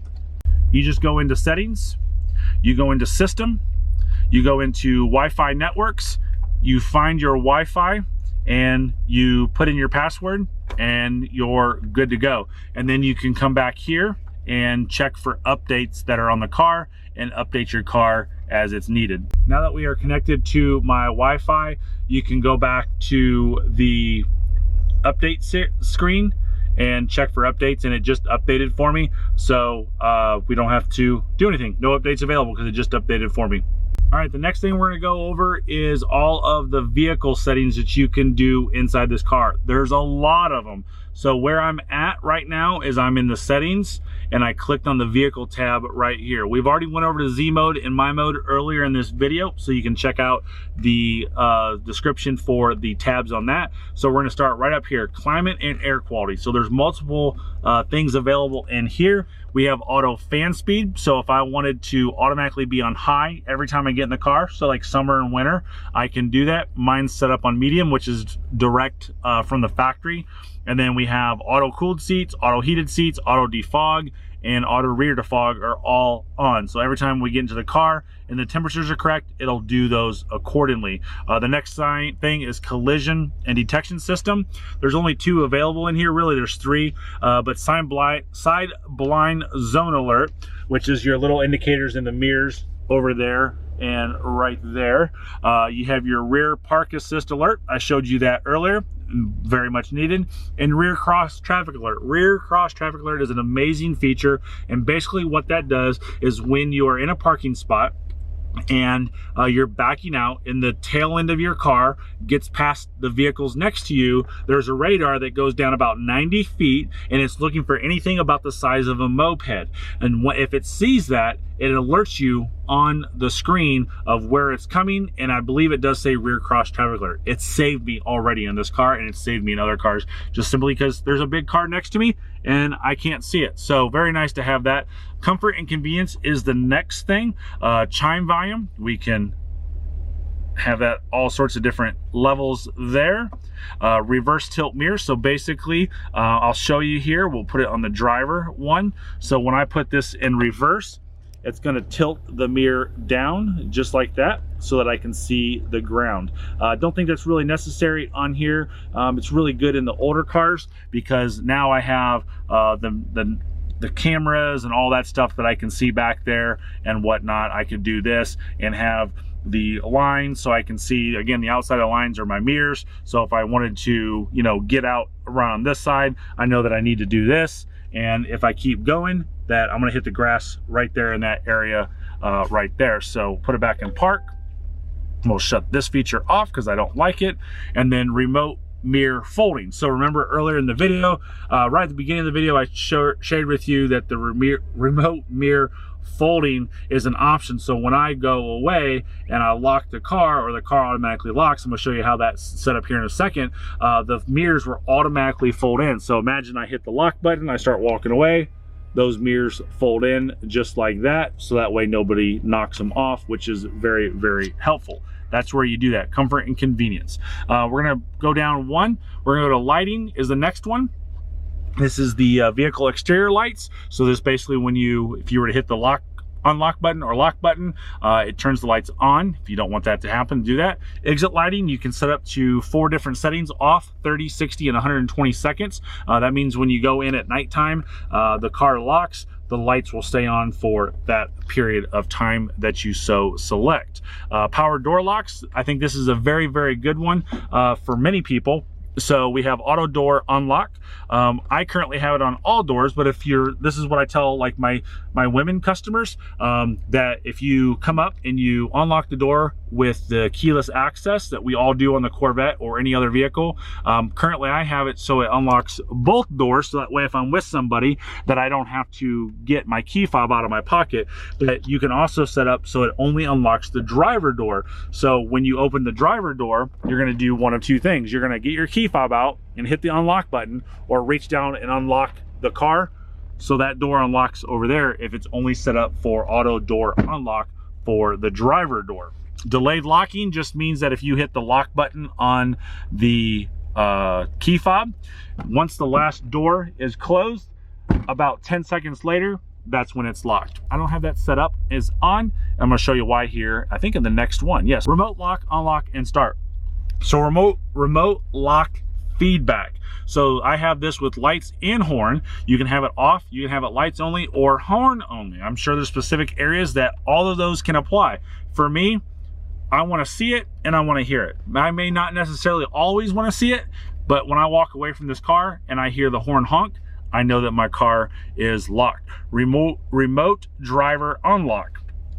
So remote driver unlock, adjust which door is unlocked when pressing the unlock button once the remote keyless entry transmitter. So that means if I hit the unlock button on the key fob, only my driver's door unlocks. If I hit it twice, all doors unlock. But if I were to hit my key fob one time, all doors unlock. That's the way it's set from the factory. I didn't even realize that was something that was an option in there because I have it set up. I never use my key fob, right? You physically have to touch your key fob in order for that to work. Remote auto start cool seats, hot seats on, so that way when you remote start your car, that it is done. Remote window operation. This is a really cool one. Let me show you what this is. All right, we are out of the car now. I'm gonna show you the auto lock feature. I got one hand here, one hand on the camera, and the car is gonna lock here in just a couple seconds, and you'll see the remote lock feedback.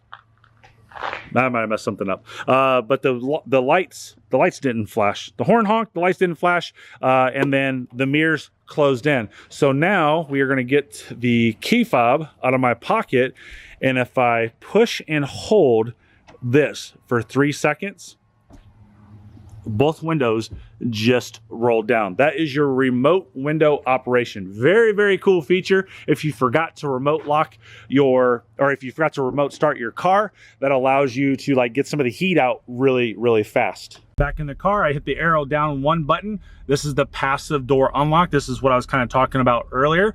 When I unlock my car using the door handle, button, whatever you want to call it, the pad, this is going to unlock all doors. If I only want the driver door, then I hit that and it only unlocks the driver door.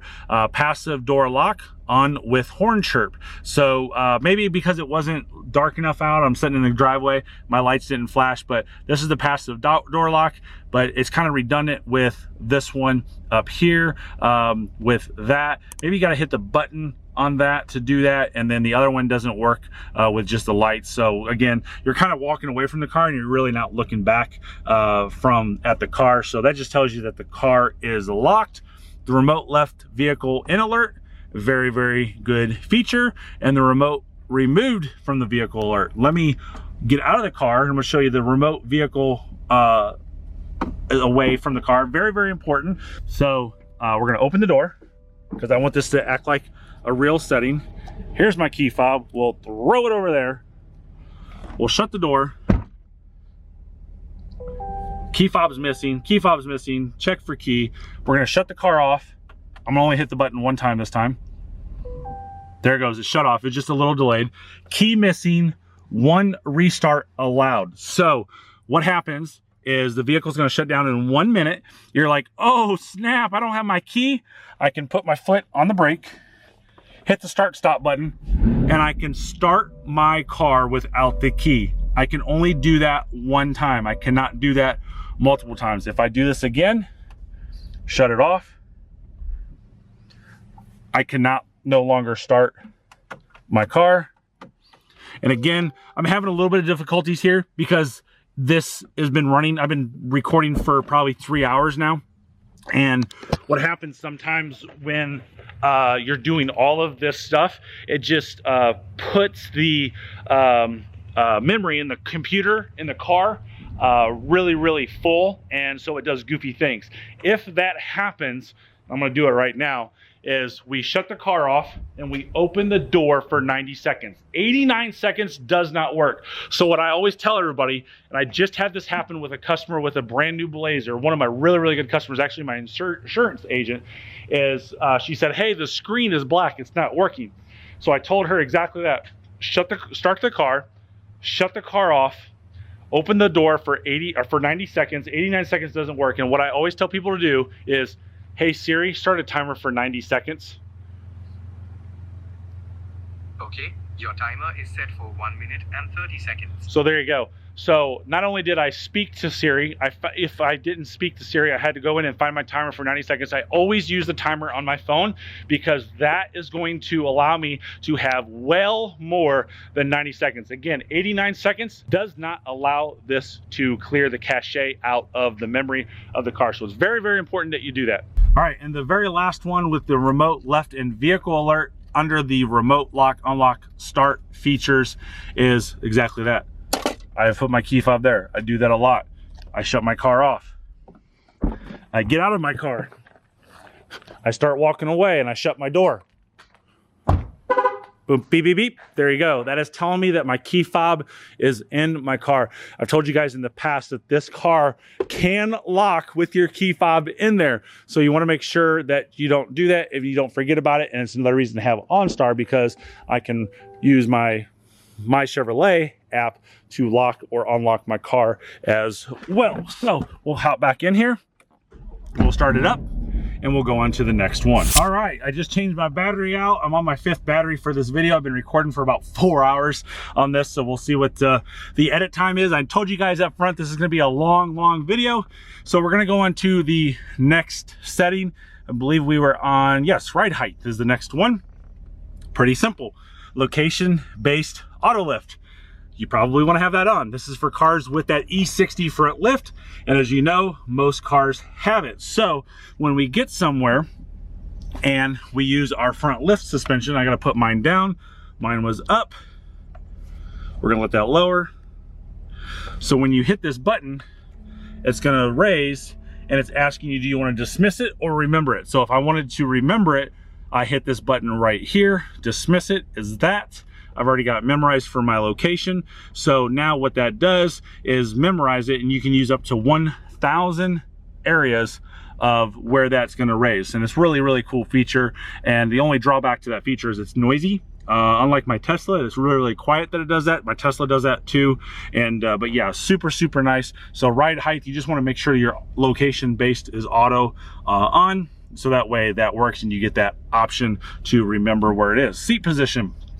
So you have seat entry memory and seat exit memory as well. I don't have my seat exit memory on because my seat's always all the way back anyways, but my seat entry memory is on because I'm 6'3", my wife is 5'3", so our seats and steering wheels are in a little bit different position. So when I come up to the car, it'll automatically move out. But if you're not 6'3" and you want that easy exit seat on, turn that on so that way you set that up and you move back. So speaking of memory seats, I showed the memory seats really, really early in the video, but I was gonna wait to do the how to set the memory seats here because the car has to be on, has to be running. And what you wanna do is set your steering wheel, your mirrors, and your seat in the proper location. And since I'm driver 1, set, push in number 1 to get 2 beeps. It'll tell you right there that it's done and we're good to go. So my wife is number 2, so you can see mirrors are moving, seats moving, steering wheel moved. And to move these back into place, you just keep it in like that. You want to set number 2. First of all, you want to put number 2 in the right position and you're good to go. Oops, I hit the set button. And then the exit seat as well, you put that in the exit spot, and that'll move everything back to the exit spot. So very, very simple to do that. And for 2 and 3 LT cars, you have it on the passenger as well. So over here on the passenger, we'll see 2 is not set, 1 is set. That's for me. So that way when she's over here, I can just hit number 1 and get it in, and then we have easy exit. That's not set up either. Nobody's ever set up the easy exit or number 2 on the passenger side, but it works exactly the same on passenger side, and it is not tied to a key fob to the best of my recollection. And then lastly, under the vehicle tab setting is the valet mode. The valet mode is very, very cool. You set up your own PIN every single time. We're gonna do 1, 2, 3, 4, hit enter. You confirm it, 1, 2, 3, 4, lock. So now it is locking. It's gonna, there we go. It tells you that the vehicle is recording audio and video for that valet guy. Tells you right here. So if they even click that out, it still tells you that it's recording video and audio. Valet mode active, 85 mile an hour top speed, acceleration limited. So this car does not go over 85 miles an hour when it's put into valet mode. This is just like a hotel safe. You put in a different code every time. We put in the same code every time regardless. And like I said, that is locked. This is locked. And they can't use the Bluetooth, they can't use nothing, and they can't go over 85 miles per hour. Once you come back, type in your PIN code, and you're good to go. You heard that click, that's unlocked, and now I can do 180 if I wanted to. Key warning to this, huge warning, do not forget this code. If you forget this code, you have to go to the service department, and it's gonna be very, very costly to do that. It's probably 2 to 3 to maybe even 4 hours of labor to get that done, and you're talking $120 an hour labor time, so you're talking 240 to probably 500, 600 bucks. So don't forget the code you put in there. I just use 1, 2, 3, 4 as an example. But say I put in the second code wrong, it's gonna be like, the lock codes you entered do not match. Please retry and re-enter lock code to place your system in valet mode. You can tell it to retry. Confirm lock code is where we're at. So I put in the 1, 2, 3, 4 number again, hit lock, it flashes, allows you to take a picture of it as well. So you can keep that on your phone for you. And we're back into the valet mode setting. Type in the wrong number. Your code you've entered is incorrect. Enter the digits. Forgot code. Please visit your dealer to recover your lock code. There you go. So don't forget your lock code. 1, 2, up. 1, 2, 3, 4. There we go. Good to go. So as I'm just trying to finish up here, I'm just literally going over the car, just like, did I forget anything? Because I want to show you guys everything in this car. So let's show the vanity mirrors. They're really simple, right? You put the sun visor down, open that up, the lights come on. I can put my lipstick on when I'm driving. There's one on the passenger side as well. And let's see, I haven't even done this. Yep, so these move out as well. So you need that to come out here. It comes out there. There you go.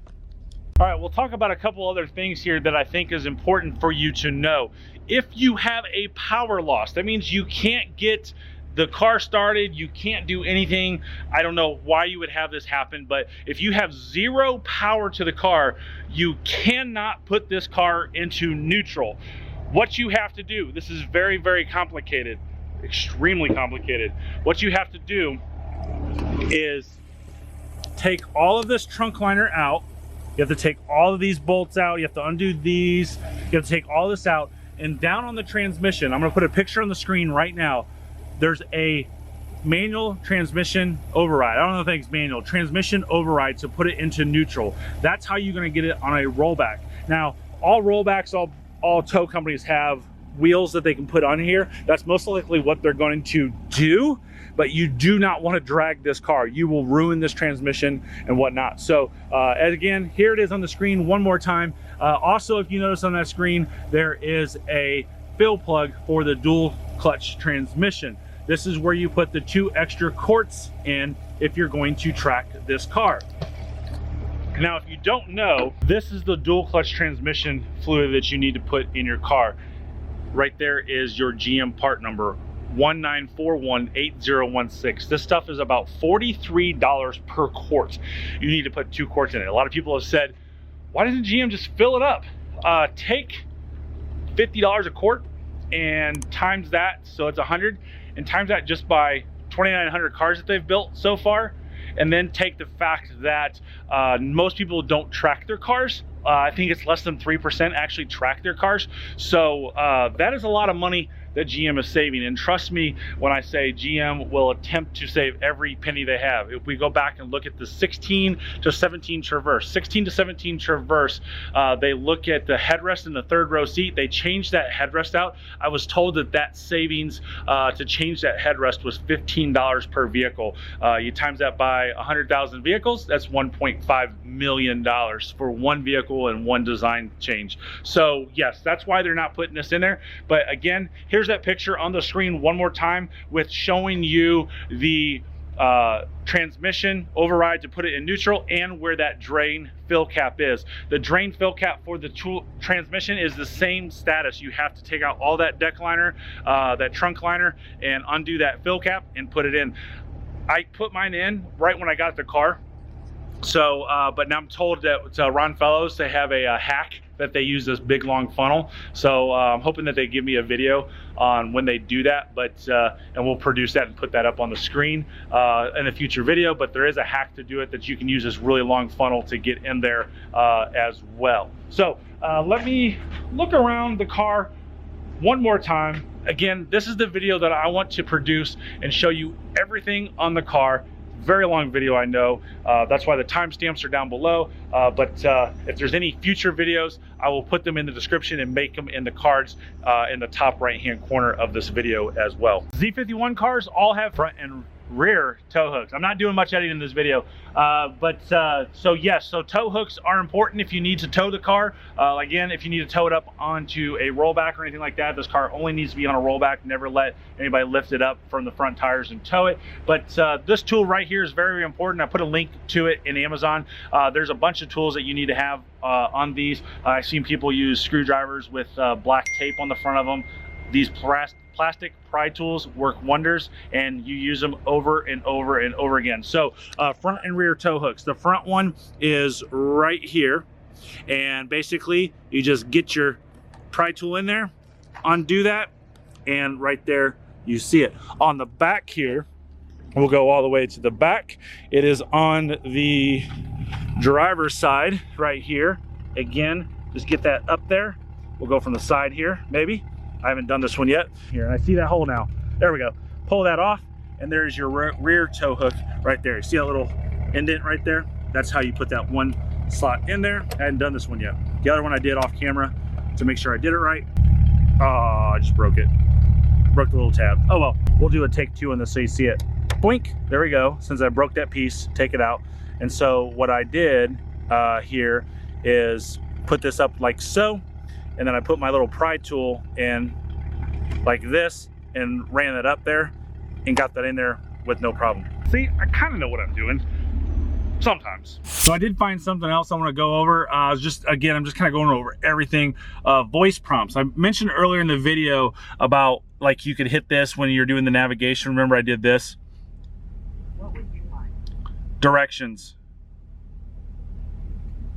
Before we go on, please say address, place, Address. intersection, or contact. See, it doesn't work that way. Address.